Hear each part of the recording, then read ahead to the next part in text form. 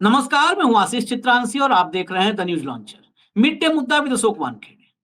और बिहार में मतदाता सूची में सेंधमारी, वोटबंदी की साजिश और चुनाव आयोग पर गंभीर आरोप।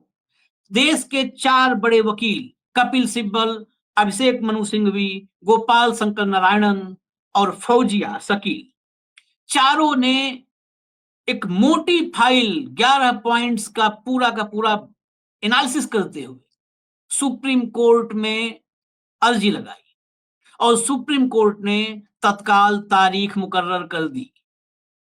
10 तारीख 10 तारीख को एक बड़ा फैसला आ सकता है। सुप्रीम कोर्ट चुनाव आयोग के खेल को रोक सकता है, लेकिन उससे पहले सुप्रीम कोर्ट इसलिए टेंशन में आ गया है। 9 तारीख को जो ऐलान हुआ है राहुल गांधी की तरफ से, वो ऐलान बिहार में उसका क्या असर होगा, 10 तारीख की सुनवाई का एक अहम हिस्सा हो सकता है।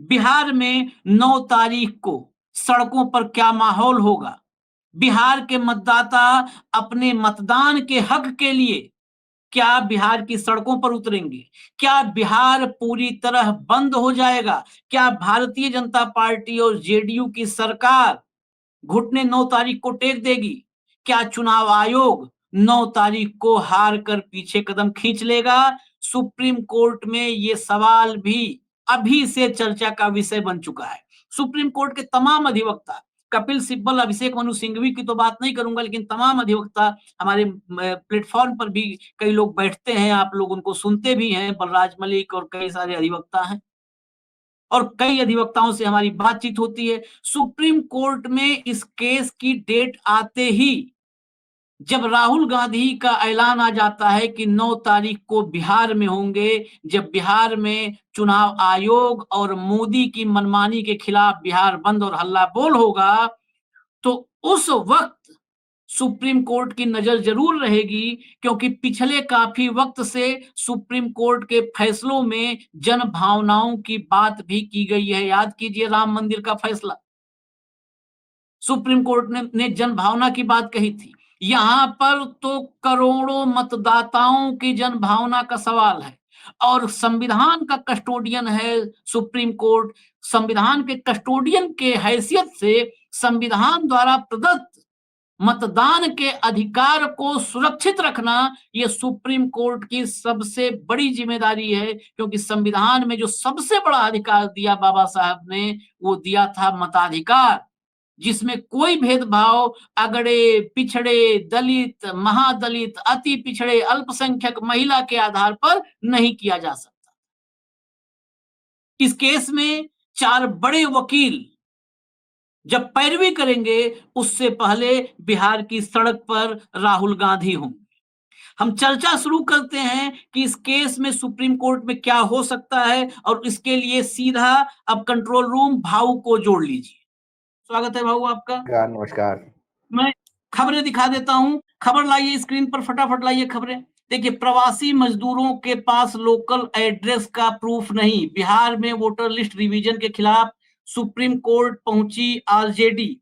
अगली खबर देखिए, इसमें सुनवाई के लिए दिन भी मुकर्रर हो गया, तय हो गया है। बिहार वोटर वेरिफिकेशन केस पर सुनवाई को तैयार हुआ सुप्रीम कोर्ट।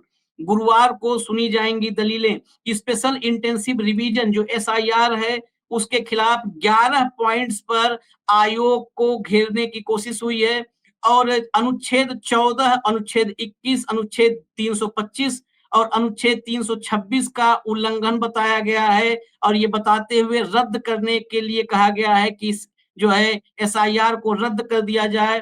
कपिल सिब्बल, अभिषेक मनु सिंघवी के अलावा एडवोकेट फौजिया शकील, महुआ मोइत्रा ने फौजिया शकील के जरिए मनोज झा ने पिटीशन इसमें किया है, और इसमें अब महुआ मोइत्रा, एडीआर, योगेंद्र यादव और मनोज झा, इनके जरिए ये अलग अलग याचिकाएं, कुल 3 याचिकाएं हैं। जो याचिकाएं बुधवार तक और भी अभी कुछ याचिकाएं हो सकता है दायर हो जाएं। गुरुवार को इन सब की सुनवाई होगी। मनोज झा ने जो कहा है अपनी याचिका में, वो स्पष्ट रूप से मैं पूरा कोट अनकोट बता दूं कि इस विवादित आदेश के जरिए संस्थागत रूप से वोट डालने के अधिकार से वंचित करने की एक कोशिश है। इसका इस्तेमाल वोटर लिस्ट के अपारदर्शी संशोधनों को सही ठहराने के लिए किया जा रहा है। इसके जरिए मुस्लिम, दलित और गरीब प्रवासी समुदायों को टारगेट किया गया है। न सिर्फ जल्दबाजी बल्कि गलत समय पर ये एसआईआर किया जा रहा है। इसका असर करोड़ों वोटर्स के मताधिकार से वंचित करने और उनके संवैधानिक मताधिकार से वंचित करने का है। इसके साथ ही उन्होंने चुनाव आयोग को बिहार विधानसभा चुनाव के मौजूदा वोटर लिस्ट के आधार पर चुनाव करवाने का निर्देश देने का अनुरोध किया है। 11 डॉक्यूमेंट्स जो मांगे थे चुनाव आयोग ने, एक-एक डॉक्यूमेंट को लेते हुए उसके हिसाब से एक-एक पॉइंट तैयार किया गया है कि इसमें कहाँ-कहाँ पर पेच है और कैसे बिहार के मतदाताओं को इस चुनाव से दूर करने की कोशिश है। मताधिकार जो बाबा साहब ने संविधान में सबसे बड़ी ताकत दी थी, गरीब, पिछड़े, आधी आबादी, महिला सबको मताधिकार का, उस मताधिकार पर ये एक अनैतिक और असंवैधानिक प्रहार है। भाऊ सीधा सवाल, क्या है इस पूरे के पूरे पिटीशन में, और इस पिटीशन में गुरुवार को सुनवाई में, क्योंकि टॉप के वकील अब इसमें टॉप के वकील आ गए हैं। एडीआर के वक्त सिर्फ प्रशांत भूषण थे, लेकिन अब कपिल सिब्बल, अभिषेक मनु सिंघवी, फौजिया सभी के सभी इसमें शामिल हो चुके हैं बाबू। गोपाल शंकर नारायण भी एक बड़ा नाम है, वो भी इसमें रहेंगे। अब बेसिकली इन्होंने जो संविधान का अनुच्छेद है 14, 21, 225 और 226 का उल्लंघन बताया। आशीष, ये बात बड़ी shut and open and shut है। ये कोई केस कोई बहुत बड़ा कोई इसमें संवैधानिक ये नहीं, सिर्फ सवाल ये है कि पुनर्निरीक्षण को ऑब्जेक्शन नहीं। सवाल आप रिवाइज करना चाहते बिल्कुल रिवाइज करिए। सवाल है टाइमिंग का। 1 महीने के अंदर 8 करोड़ लोगों का सत्यापन कैसा होगा? दूसरी बात, आपने जो ये 11 पॉइंट बताया कि 11 सर्टिफिकेट में से कोई भी एक सर्टिफिकेट लगेगा, वो 11 सर्टिफिकेट मोस्ट इम्पॉसिबल है। जो मोस्ट पॉसिबल है वो है आधार कार्ड, मनरेगा कार्ड, राशन कार्ड। इन तीनों को षड्यंत्र पूर्वक इन 11 के लिस्ट में से हटाया गया, जबकि चुनाव आयोग खुद ही कह चुका है कि वो आधार कार्ड के साथ पहचान पत्र जोड़ना चाहता है। तो फिर आधार कार्ड आप यहाँ क्यों नहीं मान रहे? बिहार में सबसे बड़ा प्रॉब्लम है कि बिहार में आधी आबादी बाहर है। कोई 400 घरों का कुनबा है, 400 मतलब 400 का एक मोहल्ला है, उसमें से 200 से ज्यादा लोग बाहर काम करते हैं। तो ये जो सत्यापन होगा ये सिर्फ 200 का होगा। जो बिहार में जो प्रवासी बिहारी जो बाहर है काम कर रहे हैं, वो वोटिंग के लिए आते हैं बाकायदा, वो तो वोट दे ही नहीं पाएंगे। अब इंडियन एक्सप्रेस ने तो बाकायदा एक मतलब एक उदाहरण दिया है, एक पंचायत का उदाहरण दिया है। उन्होंने कहा कि एक सौराठ पंचायत है, कामिनी देवी वहां की मुखिया पंचायत की, उसका बेटा विभाकर झा ने किस्सा बताया कि हमारे यहाँ 2200 फॉर्म लिए हैं एसआईआर के तहत, लेकिन सिर्फ 150 के ही प्रमाण पत्र मिले। क्या चुनाव होगा फिर? तो मेरा कहने का मतलब है ये 20% तो क्या, मतलब चुनाव आयोग कह रहा था कि 20% के आसपास लोग छटेंगे। ठीक है, चुनाव आयोग की यह दलील है कि बाहर के लोग आए, अनवांटेड वोटर्स हैं। वोटर्स कौन हो सकते हैं? जो बिहार के नहीं, बाहर के ही वोटर होंगे ना।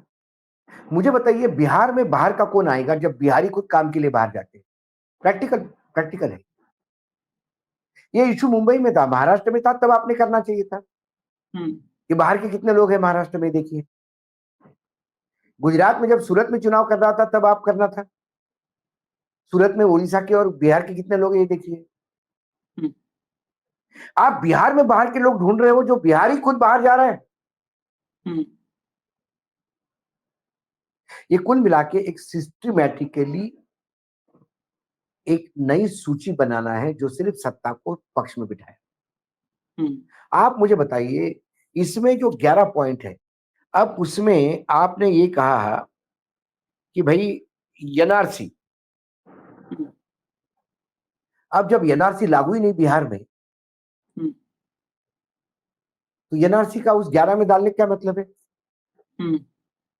कल आप उसमें ये डालते कि अमेरिका का वीजा भी लगना चाहिए, अमेरिका ने यदि वीजा दिया होगा आपको तो आप हम बिहारी मानेंगे। हम्म, कोई तारतम्य है क्या उसमें? आप डोमिसाइल सर्टिफिकेट, परिवार रजिस्टर मांग रहे हैं। हम्म, परिवार रजिस्टर ये एडमिनिस्ट्रेशन में नहीं है बिहार के, हाँ, प्रशासन में ही नहीं है बिहार के। डोमिसाइल बिहार में नहीं है डोमिसाइल।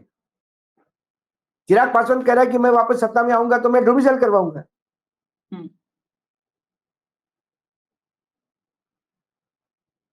फिर जब सर्वोच्च न्यायालय के लिए रुख अपनाया लोगों ने, अब ये तो लिस्टिंग हुआ, जब ये तय हुआ कि लोग न्यायपालिका में जाएंगे, सभी ने कहा कि हम चुनाव में जाएंगे। सबसे पहले पप्पू यादव ने कहा, वो तो हाईकोर्ट मूव भी हो गए। हम्म, तब चुनाव आयोग ने एक विज्ञापन दिया। हम्म, अब वो विज्ञापन, जो पढ़ा लिखा आदमी उसको क्या समझ सकता है? यदि वो कंट्रोल रूम दिखा सकती है तो आप विज्ञापन दिखाइए एक बार, क्योंकि ये विज्ञापन पे ही चुनाव आयोग खेलेगा, जो मुझे लगता है सर्वोच्च न्यायालय में।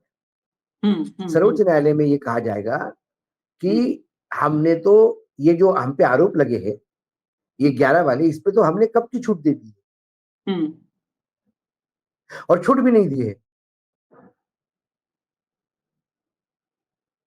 भाई क्या कहता है वो हम्म, पोस्टर? हम्म, आप जरा आदेश करें तो पोस्टर दिखे, तो पोस्टर पे हम हाँ, पढ़वा दे पोस्टर को। हाँ, पोस्टर आप बताए तो पोस्टर आ जाएगा स्क्रीन पे। हाँ, हाँ, हाँ, तो पोस्टर में जो एक पैराग्राफ है, मतलब जो हम्म, भोंपू लिया हुआ आदमी है, उसके नीचे एक पैराग्राफ है, और उसके नीचे जो एक अलग टेबल में बॉक्स में पैराग्राफ है, वो पैराग्राफ हम्म, क्या कहता है कि आपके पास कोई भी 11 में से कोई भी सर्टिफिकेट ना हो हम्म, तो भी आप फॉर्म भरिए और हम्म, जमा कीजिए। हम्म, लोकल जो आदमी है, जो बीएलओ होगा, जो जो पीएलओ पीएलए होगा, या इनका वॉलंटियर जो भी होगा, हाँ, हाँ, वो देख लेगा कि यार ठीक है, तुम यहाँ के रहने वाले हो, ठीक है, ओके फाइन। तो हम्म, इसके मायने ये है कि जिसके पास सर्टिफिकेट नहीं है तो सर्टिफिकेट की जरूरत नहीं है। हम्म, तो सर्टिफिकेट की जरूरत नहीं है, जब ऐसा बोला तो बोले तुम भ्रमित कर रहे हो लोगों को, हम्म, हमने कोई बदलाव नहीं किया। हम्म, तो इतना बड़ा विज्ञापन क्या किसी अखबार को ऑब्लाइज करने के लिए दिया? हम्म, हम्म, ये विज्ञापन क्यों दिया भाई?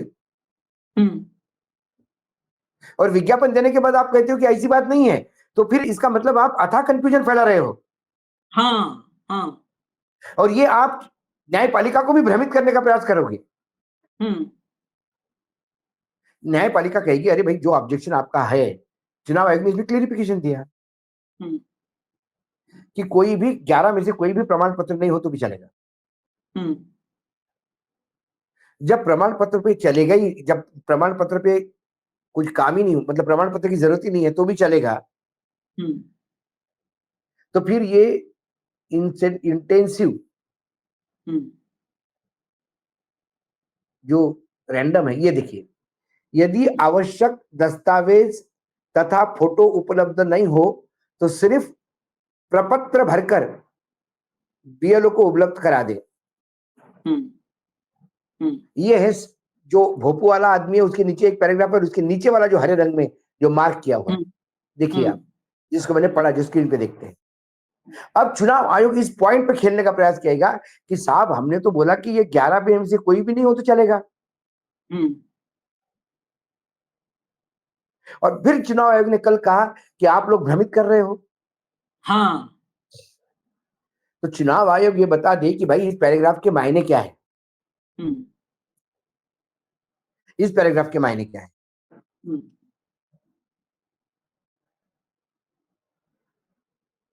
लेकिन चुनाव आयोग आधार कार्ड का क्यों नहीं उपयोग कर रहा, सवाल ये है। नहीं, चुनाव आयोग जॉब कार्ड का मतलब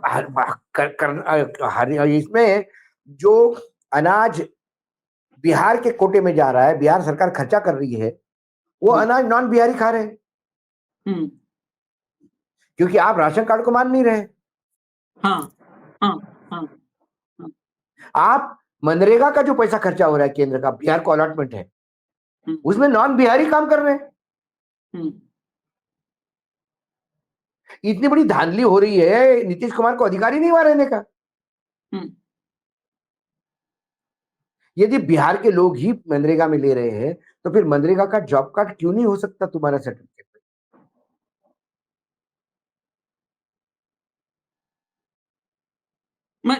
आप अगर क्योंकि कहें तो मैं क्या है सर्वोच्च न्यायालय की पिटीशन जो होगी वो ये होगी कि ये 11 सर्टिफिकेट जो है यही लोग उपलब्ध नहीं करवा पाए, इसलिए कई लोग इसमें से छूट जाएंगे, यही आरोप लगाएंगे ना चुनाव आयोग पे। तो चुनाव आयोग ये विज्ञापन दिखाएगा कि हमने तो पहले भी बोल दिया आपके पास कोई सर्टिफिकेट हो नहीं तो भी चलेगा। और फिर जब हमने ये कहा कि भाई चुनाव आयोग ने बोला आप सर्टिफिकेट की जरूरत नहीं है, आप चिंता मत करो, आपके पास जो है वो दे दो, मामला फिट हो जाएगा, तो चुनाव आयोग ने कहा ना, हमने ऐसा नहीं कहा, नहीं कहा 11 लगेंगे। बस 11 लगेंगे तो फिर आपका ये विज्ञापन क्या है? जिस अखबार ने विज्ञापन छापा उसके ऊपर केस करो, छोटा विज्ञापन छापा। मैंने कल भी जब इस पे हम बात कर रहे थे यू टर्न पे, तब भी हमने कहा था कि आशीष जी मुझे अभी भी डाउट है ये चुनाव आयोग है, उनके पास मतदाता सूची तैयार है, ये पूरी नौटंकी उसको जामा पहनाने के लिए कानून।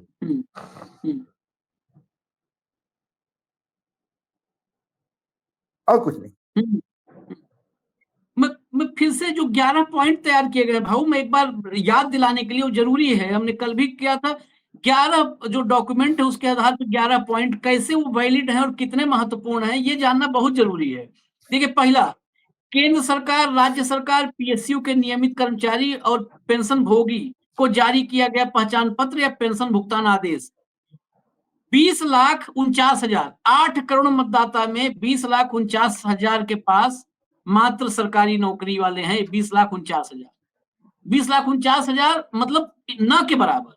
अगला, 1 जुलाई 87 से पहले भारत सरकार, लोकल अथॉरिटी, बैंक, डाकघर, एलआईसी और पीएसयू की ओर से जारी किया गया पहचान पत्र या प्रमाण पत्र। 87 से पहले, 1 जुलाई 87 से पहले 70% मतदाता वैसे बाहर हो जाएंगे। तीसरे नंबर पे, सक्षम प्राधिकारी द्वारा जारी किया गया जन्म प्रमाण पत्र। सक्षम प्राधिकारी द्वारा जन्म प्रमाण पत्र अगर देखें तो साल 2007 में जन्मे बच्चे जो 2025 में 18 के हो जाएंगे, वोट देने के पात्र होंगे। महज 7,13,000 बच्चों का, महज 7,13,000 बच्चों का जन्म रजिस्टर करवाया गया था। 7,13,000, सिर्फ 8 करोड़ के मतदाताओं को वेरिफिकेशन होना है। पासपोर्ट, बिहार में सिर्फ 2.4% आबादी के पास पासपोर्ट है। 5 नंबर, मान्यता प्राप्त बोर्ड से 10वीं का शैक्षणिक प्रमाण पत्र, ये डॉक्यूमेंट मुख्य जो है पहचान पत्र है। इसमें 40 से 45% लोग ही 10वीं पास हैं, मात्र 40 से 45%। और बिहार जातीय सर्वेक्षण 2022 के अनुसार यहाँ पर 14.71% लोगों ने कक्षा 10 से स्नातक तक की डिग्री हासिल की है। 14.71%। छठवा, अस्थायी निवास प्रमाण पत्र, ये मतदाताओं की बहुत कम आबादी के पास है। आमतौर पर कॉलेज में जो छात्र होते हैं, आवेदन इस वही प्रमाण पत्र जो है, निवास प्रमाण पत्र वगैरह, जब नौकरी के लिए अप्लाई करना होता है तब लेते हैं। वन अधिकार प्रमाण पत्र सिर्फ 1.3% है, क्योंकि एसटी को ही मिलता है और किसी को मिलते नहीं है। ओबीसी, एससी, एसटी का प्रमाण पत्र, जाति प्रमाण पत्र। मानव विकास सर्वेक्षण 11-12 के अनुसार करीब 20% एससी, 18% ओबीसी और 38% एसटी के पास जाति प्रमाण पत्र था। किसी भी उच्च जाति के पास जाति प्रमाण पत्र होता ही नहीं है, तो उच्च जातियां इस बार हुई। और एससी 20%, मतलब 20% एससी कुल आबादी में 18% के आसपास है। मतलब आप ये मानिए 8 करोड़ में करीब 2.25 करोड़ एससी हैं, और 2.25 करोड़ का 20%, यानी करीब करीब 30 से 35 लाख, 30 से 35 लाख के पास सिर्फ है, करीब 1.25 करोड़ के पास नहीं है। ओबीसी में आए तो ओबीसी की आबादी है करीब करीब 60%, यानी करीब करीब 4.5 करोड़ मतदाता ओबीसी होंगे। ओबीसी में 18% के पास है, यानी 90 लाख के आसपास, यानी 1 करोड़ मान लीजिए, 1 करोड़ के आसपास ओबीसी में जाति प्रमाण पत्र है। 3 से 3.5 करोड़ ओबीसी के पास जाति प्रमाण पत्र नहीं है। एसटी आबादी ही कुल मिलाकर के 1-1.5% है, उनमें भी 38% के पास मात्र है, 62% के पास जाति प्रमाण पत्र नहीं है, यानी करीब करीब 5 करोड़ मतदाता जाति प्रमाण पत्र विहीन है। 5 करोड़ क्यों? इसमें उच्च जाति के ज्यादा पास है ही नहीं है, तो करीब करीब करीब बिल्कुल करीब 6.5 करोड़ उच्च जाति के पास तो है ही नहीं है। परिवार रजिस्टर बिहार में लागू ही नहीं है। National register of citizens NRC ये सिर्फ असम वो में भी है लागू और नहीं है। कहीं नहीं। भूमि या घर आवंटन पर जारी प्रमाण पत्र, भूमि या घर ये भी आवंटन नहीं है। पर जारी प्रमाण पत्र ये सिर्फ ये जो है आवास आवंटन जिनको होता है, सरकारी आवास नहीं वगैरह, नहीं, उनको उसमें भी नहीं कर्मचारियों मिला। को हाँ, नहीं नहीं, सरकारी कर्मचारियों को मिल सकता है, लेकिन ये जो राजू क्या प्राइम मिनिस्टर जो आवास योजना योजना है घर को आवास योजना, उसमें भी नहीं दे रहे सर्टिफिकेट। उसमें नहीं दिया जाता, उसमें प्रमाण पत्र ही नहीं दिया जाता। यानी पूरा का पूरा गरीब बाहर हो गया है। अब इन पॉइंट्स पर सुप्रीम कोर्ट में कितने लंबी जिरह की जरूरत है? कहीं ऐसा तो नहीं कि जैसे चुनाव आयुक्त की नियुक्ति का मामला था और तारीख पर तारीख देते देते नियुक्ति हो गई, कहीं सुप्रीम कोर्ट में ऐसा तो नहीं होगा? क्योंकि इस पर भी चर्चा जरूरी है समझना कि तारीख पर तारीख हो तब तक कह दिया चुनाव आयोग ने कि हमने बना दिया, वोटर लिस्ट हो गया फाइनल, फिर दो सुप्रीम चीजें कोर्ट हैं ने कहा कि आशीष। चलो फाइनल ही हो गया तो करवाओ। सुप्रीम कोर्ट को इसको 2 हियरिंग में खत्म करनी होगी, ऐसा मुझे लगता है। हाँ, हम्म भाई पहला पहला इन्होंने रजिस्टर एडमिट करेंगे, उसके बाद एक नोटिस देके वो मंगाएंगे, जवाब मंगाएंगे चुनाव आयोग का। हम्म और चुनाव आयोग का जवाब आने के बाद बहस होगी, और उसके बाद तुरंत कर लेना चाहिए इनको। हम्म यदि ये मामला 3-4 महीने पे चला गया, 5-6 महीने पे चला गया, तो चुनाव खत्म होने के बाद यदि ये तय हुआ कि भैया ये चुनावी लिस्ट ही फर्जी निकली, तो क्या चुनाव हम्म पूरा काउंटरमैंड होगा, पूरा चुनाव रद्द हम्म होगा? सवाल ये है हम्म कि इसको स्टे देके इमीडिएटली बाकी चीजों पे काम होगा।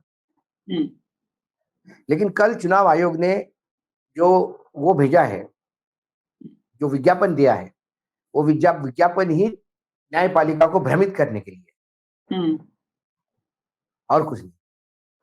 हम्म। ये जो सबसे बड़ी बात है, ऊंची जातियां, अब तक कहा जा रहा था कि सिर्फ जो है पिछड़ी जातियां, दलित, अल्पसंख्यक बाहर होंगे। ऊंची जातियों पर इंडियन एक्सप्रेस की रिपोर्ट जो आपने चर्चा की थी, उस इंडियन हम्म। एक्सप्रेस की रिपोर्ट के मुताबिक ऊंची जातियों के पास तो इसमें से कोई डॉक्यूमेंट नहीं है। खासकर कोई जो नहीं है। ऊंची कामकाजी हैं, उनके पास जाति प्रमाण पत्र मिल नहीं सकता। अब वो सिर्फ और सिर्फ डोमिसाइल के लिए दौड़ भाग कर रहे हैं, पूरी रिपोर्ट जो बता रही है। यानी बिहार में पलायन इतना ज्यादा है, प्रवासी मजदूर, और एक आंकड़ा और जिसको चर्चा में लाना जरूरी है इंडियन एक्सप्रेस के मुताबिक ही, 96% के आसपास फॉर्म वितरित किए गए, सिर्फ 14% फॉर्म वापस आए हैं, सिर्फ 14% फॉर्म वापस आए हैं। ये आंकड़ा अपने आप में ऐसा है कि कोई भी चुनाव आयोग जिसका काम है मतदान का प्रतिशत बढ़ाना, मतदाताओं को लोकतंत्र के चुनावी प्रक्रिया में शामिल करना, अगर आप करीब करीब 100%, 96 97 तो 100% ही करीब करीब हो गया, इतने फॉर्म बांट चुके और वापसी सिर्फ 14% आए हैं, सिर्फ नहीं, 14%। तो मुझे तो अब डाउट आने लगा है कि विपक्ष ने ठीक से सुना नहीं होगा। कहीं हम्म चुनाव आयोग ने ये तो नहीं कहा कि चुनाव जो जो जो चुनाव मतदाता है, उसमें से सिर्फ हम्म 20% ही मतदाता मतदान लायक है।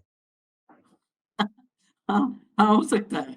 हम्म हम गलत सुने, गलत व्याख्या कर रहे हैं हम, हम्म कि 20% घटेंगे।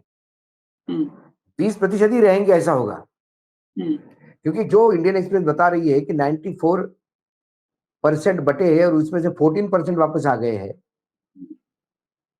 तो आप इमेजिन करिए, हम्म ये 94 का 14% है, हम्म मतलब टोटल वोटर लिस्ट का 9%। हम्म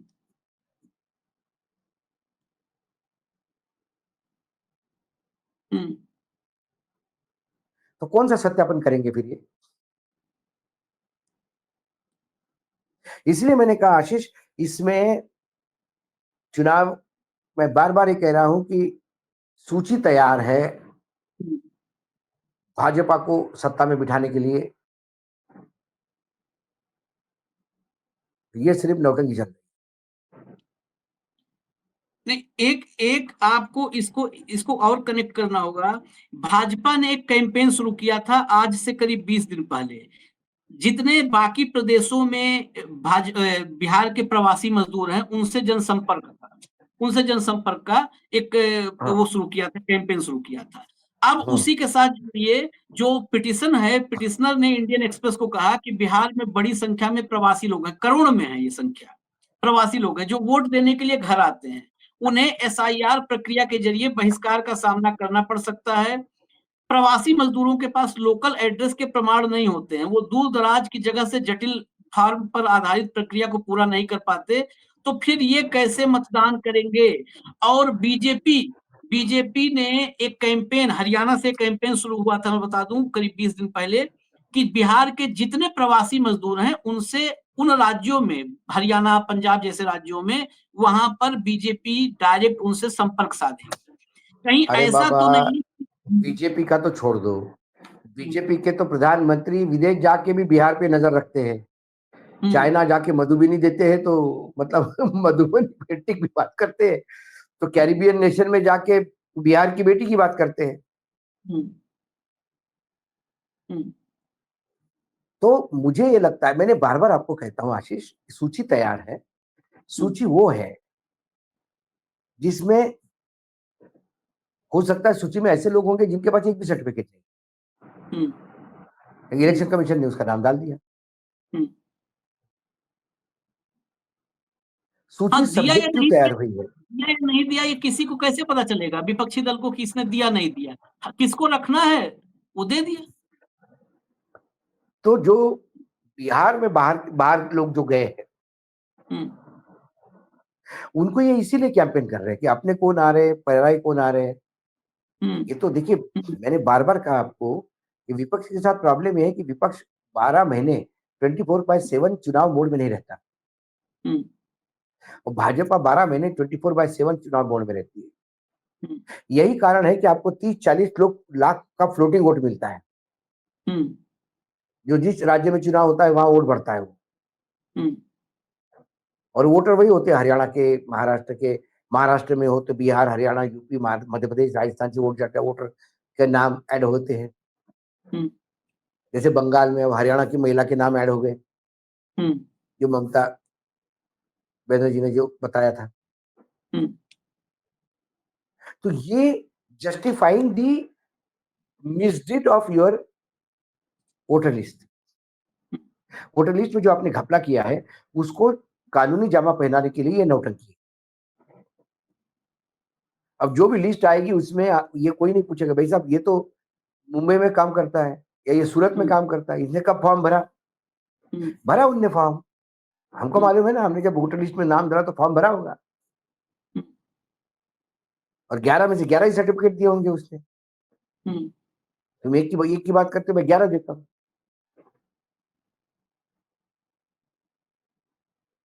जब वो एक महीने में 5,000 मीटिंग ले सकता है आदमी, हम्म। तो आंकड़े ही तो बताने हैं ना, वो जस्टिफाई कहाँ करने हैं? आंकड़े बताने हैं, सूची निकालनी है बाहर, वोटर लिस्ट। उसको जस्टिफाई करना क्या है? हमने कर लिया, हम चुनाव आयोग हैं, हम्म। हमारा वो अधिकार है, और हमने पाया ये वोटर है, जो नहीं है उस लिस्ट में वो वोटर नहीं है। हमने सर्वे करवाया था, ये बोगस लोग हैं। वो बोगस सरकार। लोग आधार हम्म। आधार कार्ड भी लेते हैं, वो बोगस लोग राशन भी ले रहे हैं, वो बोगस लोग मनरेगा में काम भी कर रहे हैं।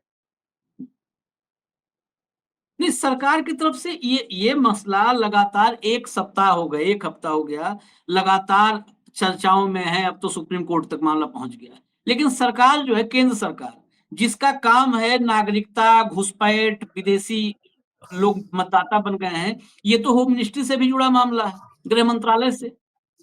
सरकार की तरफ से बिल्कुल सन्नाटा है इस पे। सरकार की तरफ से क्यों? सरकार ने ये कॉन्ट्रैक्ट पे दिया ना काम चुनाव आयोग को, हाँ नागरिकता तय हाँ करो। हाँ।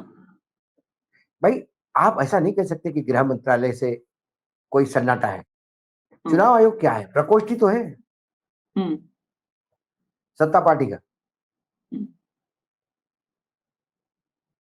वो काम उनको दिया है। हम्म और वो नागरिकता, भारतीय नागरिकता एनआरए मतलब एनआरसी का जो मांग रहे हैं वो नागरिकता भी तय करेंगे। ये बात तय है कि इस मतदाता सूची के बाद जो मतदाता नहीं होंगे उनको बिहार में रहने का अधिकार नहीं, कि वो बिहारी नहीं। हाँ। फिर तो उनको बिहार से बाहर करना पड़ेगा। अगर इस मतदाता सूची में ये पॉइंट बहुत, ये भी वैलिड पॉइंट मुझे लगता है सुप्रीम कोर्ट में उठना चाहिए कि अगर इस मतदाता सूची में जितने भी 1 करोड़ 1.5 करोड़ जितने लोग इस मतदाता सूची से बाहर होते हैं, उन सबको बिहार से बाहर करना पड़ेगा। और बिहार से बाहर क्यों, फिर तो उनको देश से बाहर करना पड़ेगा। वो किसी राज्य के नहीं है। हम्म जो आदमी बिहार का ही नहीं हो रहा है वो महाराष्ट्र, आसाम, गुजरात का कैसे हो सकता है? हाँ, जिसके बाप दादा बिहार में पैदा हुए वो तो नहीं है ये बिहार का। सूची आने के बाद कई सवाल उठेंगे। ये सूची आने के बाद जो लोग लेफ्टर होंगे, सपोज मतदाता आपके 7-8 करोड़, जो 7 करोड़ के आसपास मतदाता है, वो घूम पे 4 करोड़ पे रह गए, तो फिर राशन कार्ड कितने करोड़ है ये देखा जाएगा। ये 5 किलो अनाज किसको मिलता है? लोग ही नहीं, अनाज किसको मिल रहा है? भाई आपके मतदाता 4 करोड़, अनाज मिल रहा है 10 करोड़ को, तो ये 6 करोड़ कौन है जिसको 5 किलो अनाज दे रहे हैं? इसका मतलब ये बहुत बड़ा स्कैंडल है, बहुत बड़ा स्कैंडल। ये मतदाता सूची, लेकिन होता क्या है आशीष, ये मतदाता सूची बीजेपी को वहां सत्ता दिलवाएगी। चुनाव खत्म हो गया, मतदाता सूची का काम हो गया, वो डस्टबिन में चली जाएगी। बाकी बचे हुए लोग भले उनने मतदान नहीं दिया, लेकिन वो बिहारी कहलाएंगे। सरकार बोली कि अनाज दे रहे हैं ना 5 किलो, मनरेगा में जॉब दे रहे हैं ना तुमको, चुनाव आयोग को क्या लेके बैठे हो? अगली बार डाल देना वोट। चलिए, अब ये तो सत्ता में बैठेंगे। अब सुप्रीम कोर्ट के सुप्रीम कोर्ट के सामने देखिए 2 बातें बड़ी चीज होती है। देखिए सुप्रीम कोर्ट के सामने आशीष, सुप्रीम कोर्ट फालतू की बहस नहीं करता। सुप्रीम कोर्ट के सामने पॉइंटेड चीज होती है।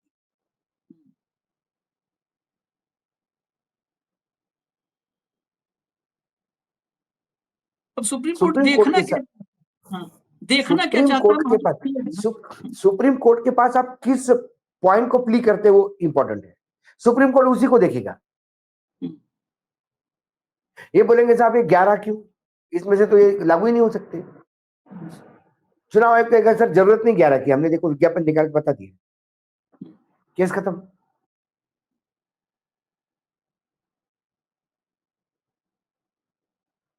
चलिए, अब तो ज्यादा वक्त नहीं बचा है, गुरुवार को सुनवाई होगी, गुरुवार को पता चल जाएगा कि क्या होने वाला है। क्योंकि अगर तारीख पर तारीख लगनी शुरू हुई तो आप यही मान लीजिए कि जो हश्र हुआ था पर्चियों के मिलान का, जो हश्र हुआ था चुनाव आयोग में चुनाव आयुक्तों की नियुक्ति का, महाराष्ट्र सरकार का वही हश्र इसका भी होगा। अब ये इसके लिए, इतने के लिए तारीफ जरूर होनी चाहिए कि इस बार वक्त रहते एडीआर गई थी जब इस पिटीशन को लेकर के, तब हमने सवाल उठाया था कि एडीआर ही सब कुछ करे। एडीआर तो अपना प्रयास करती रहती है, पॉलिटिकल पार्टीज कहाँ है। लेकिन अब पॉलिटिकल पार्टीज की सक्रियता, कांग्रेस भी इसमें याचिका में पक्षकार है, राजद भी है, टीएमसी भी आ गई है और सारे टॉप के वकील भी हैं। तो अब गुरुवार को क्या होता है इस पर नजर हमारी रहेगी। जो भी अपडेट होगा हम आप तक लेकर के आएंगे, या बीच में भी अगर कोई अपडेट होगा तो वो भी लेकर के आएंगे। इजाजत दीजिए हमें। धन्यवाद भाऊ, बहुत बहुत धन्यवाद। नमस्कार। नमस्कार।